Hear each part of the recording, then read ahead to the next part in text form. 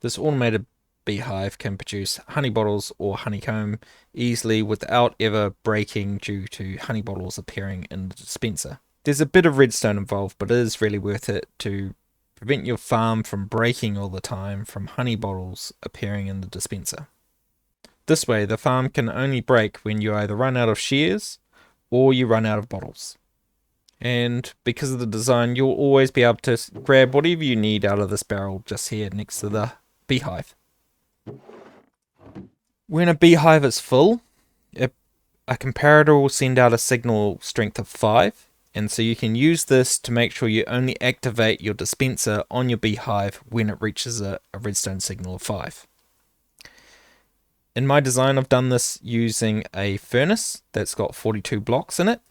This causes a comparator to send out a signal strength of 4, and then you can put the comparator on the subtraction mode, causing the comparator to put out no redstone signal until the beehive is full. Once it's full, it'll power on this repeater, and that will activate the dispenser. If you've got it in honey bottle mode and this dispenser is not filled with bottles, the honey bottle will appear and then appear in this dispenser. It will then be filtered out. So you saw how quickly that first one filtered. That'll prevent any other issues, but I can sort of show you in more detail if I put a lot more in. You can see it all gets pulled out. If you have shears in here instead, nothing will happen. It won't get pulled out. So with this filtered setup, you can even have a mixture of both, so that if you want to, you can have sort of a mixture of bottles or shears coming out, and you can sort of weight it to one thing or the other by putting in more bottles in some of these sections than shears, or however you want to do it. As anything's produced, it gets transported into this block. So let's go through how to build this. Over here I have some blocks pre-laid out. First things first, place down your beehive, then place down your dispenser facing into one of the sides. Have a comparator come out of the back of it onto subtractive mode. Place down some more blocks in this L shape. Place a furnace behind this block. Put 42 items inside the furnace. Place down another comparator and a repeater coming out of the first comparator. You need a slab of some description for the signal to go on top of. This is to prevent it from accidentally powering this dropper system. Once you've done that, you've got your signal checker. So now only when this is at full can it power. And now you can just place down some redstone dust. A repeater here. This repeater's purpose is to allow you to chain them together like I have an example of over here. Without it, the redstone dust here will actually interact with this redstone dust on one next to it. So if you don't have them up against each other, you don't actually need this repeater.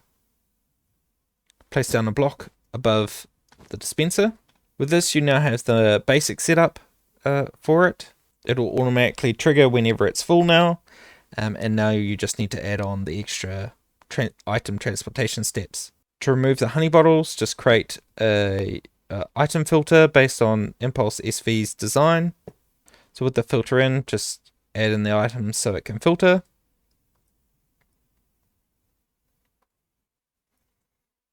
And now if there's ever honey bottles in here, they'll be filtered out, preventing it from breaking.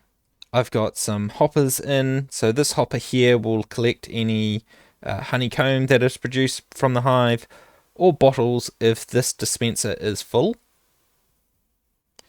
And then it'll go into a dropper line. So the droppers connect to this lower hopper facing upwards, 2 of them in a row. The barrel or chest goes above that. This is the container that the honeycomb and bottles will filter on into. And now to finish it off, we just need to add in a system to trigger these droppers.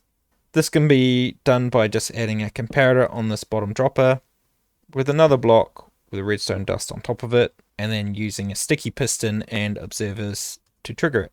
So place down a sticky piston, an observer facing upwards, and then place down another observer underneath the droppers facing downwards. And now it's done. So now you can breed up your bees, get them into your beehive, and it'll create a fully automatic system. And if you just want to have a failsafe, place a button on this block so that when you go to refill your dispenser with shares or something like that, and your hive's already full, you can trigger this, and that'll set the system going. And then anytime after that it's full, it'll re-trigger. This whole system can be tiled really easily, like I've got shown here, without interfering with each other's redstone. This means you can have every hive doing a different thing. You could, as I said before, weight each hive to do a certain amount of honeycomb versus honey blocks, and you can have it all customized. I hope this has been helpful. Goodbye.